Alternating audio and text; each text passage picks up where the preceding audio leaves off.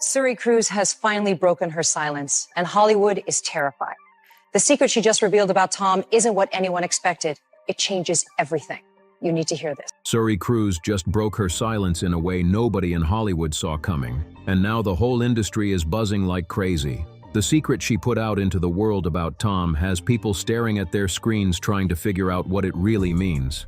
It's wild because the truth she revealed wasn't dramatic yelling or messy interviews. It was one bold move that flipped the whole narrative upside down. Think about it. What if one of Hollywood's long-protected mysteries just cracked open because a young woman decided she wasn't living in anybody's shadow anymore? For years, people watched Tom Cruise's youngest slowly fade out of public view, and everyone just shrugged it off like another famous family breakup. But this situation was never just about parents splitting up. It was about a daughter stepping into her own power and making a choice that hit Hollywood like a lightning bolt. A choice so intentional it shocked anyone who dared to pay attention. She dropped one of the most recognizable last names on the planet and swapped it out for something nobody saw coming. People thought Suri Cruz stayed silent all this time, but the truth is she's been speaking louder than ever without saying a single word. I've been going through court files, insider statements, and the quiet yet strategic moves Katie Holmes made when she pulled off what many insiders call one of the cleanest, smartest exits Hollywood has ever seen. And the deeper you look, the more you realize this wasn't gossip. This was a full-scale strategy playing out behind the scenes. So here's the breakdown, because every layer of this story hits different. From the moment Katie planned her escape like she was moving pieces on a chessboard, all the way to the moment Suri stepped forward with a choice that sent a message louder than any headline ever could. She didn't have to drag anyone or expose anything. She simply made it clear she's not standing in the world the way people remember, and that alone shook fans everywhere. When the graduation lineup for LaGuardia High School's class of 2024 dropped, people scrolling through the names stopped in their tracks. The name Suri Cruz, the one the world had known for 18 years, was nowhere to be found. Instead, it read, Suri Knoll. No announcement, no interview, no dramatic statement, just a quiet, powerful decision that spoke all on its own and left Hollywood trying to figure out what message she was sending with that one bold move.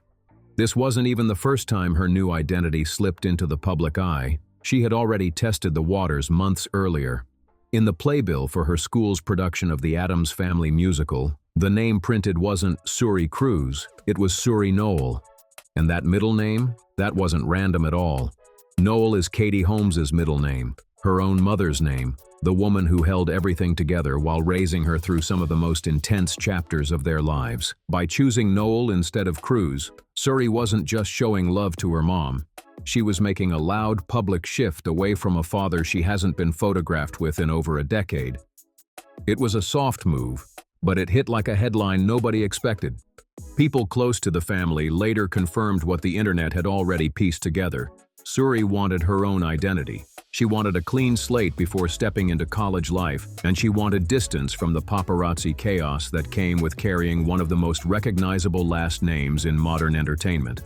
This wasn't about being angry or starting drama. This was about a young woman taking control of her own story. She grew up in a world where her name alone was a headline, where cameras waited outside her school, and where every little thing she did was judged under the weight of a legacy she never asked for. But once she turned 18, officially an adult, she finally had the legal power to choose something different, and she chose Katie. That choice said everything without her needing to say a single word, and the timing made the whole situation even louder. On June 21, 2024, Katie Holmes stood in New York City surrounded by other proud parents, tears rolling down her face as she watched her daughter walk across the graduation stage. It was a huge moment, emotional, real, and full of meaning. Meanwhile, that very same night, thousands of miles away in London, Tom Cruise was seen dancing at Taylor Swift's Eras Tour like life was perfectly normal.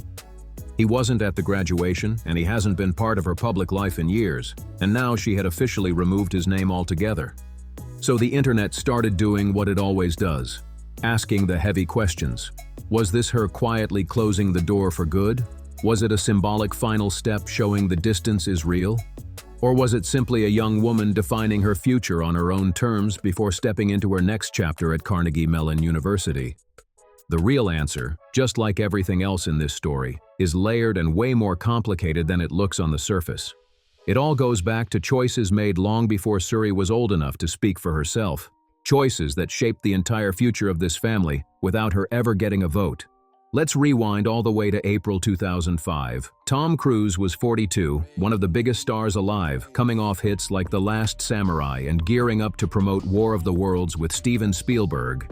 Katie Holmes was 26, fresh off her Dawson's Creek fame, still carrying that America's sweetheart energy, with dreams that felt simple compared to the roller coaster she was about to step into.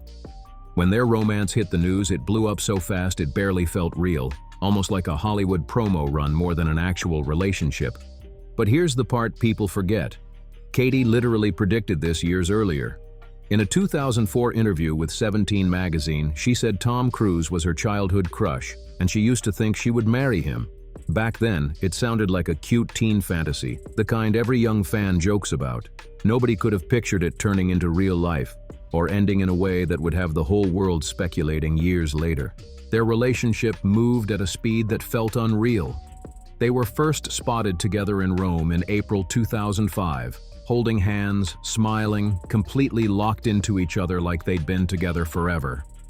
Then, just weeks later, on May 23, 2005, Tom showed up on the Oprah Winfrey Show to promote his movie, and what happened became one of the most unforgettable, bizarre TV moments in pop culture history. He didn't just talk about being in love. He jumped on Oprah's couch multiple times, pumping his fists and shouting with so much intensity that the crowd didn't know whether to laugh or scream. And even that wasn't the wildest part. Later in the episode, he ran backstage, grabbed Katie, and brought her out to the audience, holding her arms behind her back as he presented her like some kind of prize for everyone to admire. She smiled, she waved, she looked overwhelmed. But viewers at home felt this strange energy, like something wasn't sitting right. People started whispering, "Is this passion, or is this something else entirely?" Looking back now, the whole moment feels even more unsettling, almost like the first preview of the control that would define the rest of their relationship. By June 2005, they were already engaged. By April 2006, their daughter Suri was born in a Los Angeles hospital under specific Scientology guidelines that required what's known as a silent birth, a practice that left the public with even more questions and a whole lot of whispers about what was really happening behind closed doors. The rules around the birth were intense. No talking, no music, no noise of any kind during labor.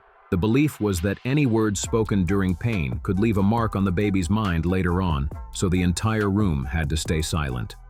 Tom even bought a full ultrasound machine so he could monitor the pregnancy himself at home, something that made outsiders raise an eyebrow fast. To him, it was devotion, but to people on the outside looking in, those moves started to feel way more controlling than caring. Then came the wedding on November 18, 2006. A massive event held inside a 15th-century castle in Italy overlooking Lake Bracciano. It was a full Scientology ceremony with a price tag around $3 million, packed with huge names like Will Smith, Jennifer Lopez, Jim Carrey, and the Beckhams. Katie wore a custom Giorgio Armani gown while fireworks lit up the entire sky like a movie scene straight out of a fairy tale. On the surface, it looked like the perfect Hollywood love story. But behind the smiles, not everyone felt the magic. Katie's parents, devout Catholics from Ohio, sat quietly through the ceremony, looking uneasy and out of place. They watched their daughter get pulled into a world they didn't understand, filled with beliefs they couldn't support, and led by a man operating on a completely different wavelength from the rest of the family. They smiled for the cameras because they had to, but inside they were already scared, and they weren't wrong to feel that way. By 2007, the cracks were showing even though the cameras kept capturing happy moments. Katie Holmes had gone from America's sweetheart to someone living inside what felt like a beautiful cage. Friends began noticing something that didn't sit right. She was never alone anywhere she went. Someone from Tom's inner circle was always around, someone tied to Scientology, moving quietly and watching every little thing she did. One time, journalist Maureen Orth joined Katie for dinner and instantly picked up on the strange tension. When fans approached the table, Katie smiled politely, but then she said something that made Orth stop cold. "Oh, we don't go outside very much." It sounded casual, almost like a joke. But to anyone actually paying attention, it was a red flag waving right in the open. This didn't look like the life of a Hollywood wife. It looked like isolation disguised as commitment. Meanwhile, Tom's role inside Scientology kept growing. He had joined the church back in the late 1980s, first introduced by his then-wife Mimi Rogers. After his split from Nicole Kidman in 2001, a breakup many people believe was affected by the church viewing Nicole as a suppressive person, Tom threw himself even deeper into the belief system. By the time he married Katie, he wasn't just involved, he was fully committed, and he expected his new family to fall right in line with the same teachings and the same intensity. Katie, who grew up Catholic in Toledo, Ohio, suddenly found herself trying to survive in a world that felt nothing like the life she came from. She attended Scientology courses, sat through auditing sessions, and tried to wrap her head around the structure surrounding her, but the more she learned, the more the discomfort started creeping in. This wasn't just a belief system, it was a whole lifestyle that dictated everything from how you gave birth to how you raised your kids to who you were even allowed to have around you. Her parents, Martin and Kathleen Holmes, watched everything from the outside with rising fear. They were devout Catholics who raised their daughter with traditional values, and now they were watching her get pulled into a world they didn't recognize at all. Their visits slowed down, their phone calls became awkward, and it felt like Katie was slipping away. Not because she wanted distance, but because the walls around her were closing in tighter and tighter. Behind the scenes, the control kept increasing. Even simple decisions had to be run through layers of approval. When director Adam Sandler tried to cast her in his movie Jack and Jill, he reportedly had to convince Tom to sign off on it. Tom wasn't thrilled about Katie playing a character married to another man, even in a comedy, and that tension showed just how controlled her career had become. He eventually said yes, but her role was tiny, almost like she wasn't meant to stand out at all. What Tom didn't realize was that this little bit of time away from home gave Katie something priceless: space to breathe and space to think. During that period, she quietly started consulting with lawyers and began planning her exit strategy without anyone noticing. It was the first real chance she had to move without someone watching every step. By 2010, the whispers behind closed doors started getting louder. Katie began skipping certain Scientology events, something nobody expected. She reconnected with friends from her life before Tom, the people who knew her before the spotlight and the pressure. She started spending more time in New York, far away from Los Angeles and the constant watchfulness surrounding her daily life. To the public, nothing looked different. She and Tom still looked like the picture-perfect couple, posing on red carpets, raising their daughter, living what looked like a dream. But behind the smiles, Katie was already building her escape plan piece by piece, and she knew she had only one chance to make it work without losing everything she cared about. She worked quietly for months, maybe even years, knowing that when the moment finally came, it had to be flawless. Katie Holmes was living a whole double life without anyone noticing. On the outside, she smiled for the cameras, walked red carpets, and played the part of Tom Cruise's supportive wife like everything was perfect. But behind closed doors, she was quietly building one of the sharpest, most strategic exits Hollywood had ever seen, and she knew one wrong move could cost her everything, especially her daughter. The real mastermind behind her escape wasn't some flashy Hollywood lawyer. It was her own father, Martin Holmes, a 67-year-old attorney from Toledo, Ohio, who moved like a chess player, not a celebrity fixer. He handled business litigation, personal injury cases, and family law, and he was known for being strict, methodical, and the type of man who never backed down from a fight. People who worked with him said he lived by one rule: it's either done his way or not at all. And when his daughter asked for help, he jumped into action instantly. Katie's first move was small but brilliant. She got a burner phone, a simple pay-as-you-go cell phone given to her by a close friend, one that couldn't be traced back to her or monitored by anyone connected to Tom's world. She used that phone to reach out to lawyers in New York, in California, and in other states, building backup legal teams just in case things exploded into a nationwide battle. Every call was secret, every detail was hidden because she knew even one digital footprint could expose everything. Then she started clearing out anyone who could report on her, quietly firing people one by one. Her bodyguard, her driver, longtime staff members who had worked under Tom's circle for years. Anyone she suspected might tell him or the church what she was planning got removed without warning. To the outside world, it looked like normal staff changes, but Katie knew exactly what she was doing. She was cutting off the silent network that tracked her every step. After that, she rented a hidden apartment in downtown Manhattan, telling Tom it was just for privacy and convenience, something simple and innocent. And he believed her. She switched her email addresses and phone numbers, saying it was for work and organization, and again he didn't question it.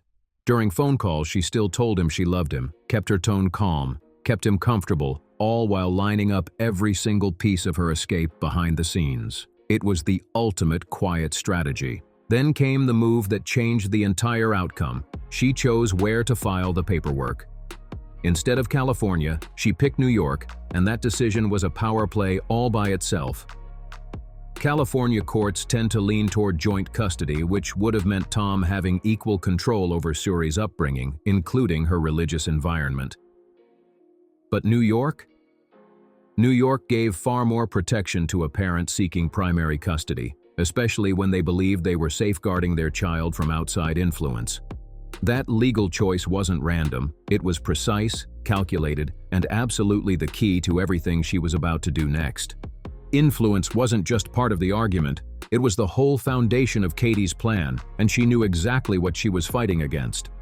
Then came the moment she finally pulled the trigger on the entire operation. On June 28, 2012, while Tom was thousands of miles away in Iceland filming the sci-fi movie Oblivion, Katie made the call that flipped his world upside down. She told him straight up that she wanted a divorce, and he didn't see it coming at all. In a later interview with the German network ProSieben, Tom even admitted, "I didn't expect it." And that line shocked people everywhere because this was a man known for control, precision, and never letting anything catch him off balance. This time, everything slipped right through his fingers. By the time the news went public, Katie was already 10 steps ahead. She had 3 different law firms lined up in 3 different states, all ready to move at the same time. She filed in New York, requested an anonymous caption to protect her daughter's privacy, and asked for sole custody, a move that told everyone exactly how prepared she was. The paperwork was clean, perfect, and calculated down to the smallest detail. Even with all his power and influence, Tom got blindsided. Katie had just pulled off one of the sharpest legal strategies Hollywood had ever seen, and people were stunned at how flawlessly she executed it. Most celebrity divorces drag on for months, sometimes for years, turning into messy public fights over property, money, and custody drama. But Katie Holmes and Tom Cruise settled their entire case in 11 days, and that speed said everything loud and clear. Katie walked away with exactly what she came for, and Tom realized fast that he couldn't afford to fight the plan she had already locked into place. On July 9, 2012, just days after the filing, the two released a joint statement, carefully polished and diplomatic enough to sound like it came straight from multiple lawyers. It read, "We are committed to working together as parents to accomplishing what is in our daughter Suri's best interests. We want to keep matters affecting our." When attorney Elizabeth McNamara hit Tom with the direct question, whether Katie Holmes left him to protect her daughter from Scientology, he pushed back at first, calling it offensive. But then he hesitated, and the real answer finally slipped out. When asked, "Did she say that that was one of the assertions?" he replied, "Yes." That one word cracked the entire story open. Just like that, the polished romance, the picture-perfect family image, the Hollywood fairy tale, all of it fell apart right in front of everyone. It became clear this wasn't about drama or gossip. It was about a belief system Tom wasn't stepping away from, and a mother who refused to let it shape her daughter's life. And that same deposition exposed something even heavier. Between June and Thanksgiving of 2012, Tom had only spent 10 days with his daughter, who was 6 years old at the time. His legal team tried to explain it away with work schedules, filming overseas, long hours, all the standard excuses, but the attorney wasn't letting anything slide. She pointed out something that changed the whole tone. During that exact period, Tom flew a 24-hour round trip to London for a Scientology event, so he had the time and energy to make that travel, yet somehow couldn't manage a visit to his daughter living just a few hours away in New York? That question hit hard, and Tom didn't have a solid answer. The last confirmed photos of Tom and his daughter together were from 2012 at Disneyland in California. They were riding the teacups, smiling, laughing, looking like any other parent and child just enjoying the day. She had her hair tied back, grinning from ear to ear, and Tom looked relaxed, holding her close.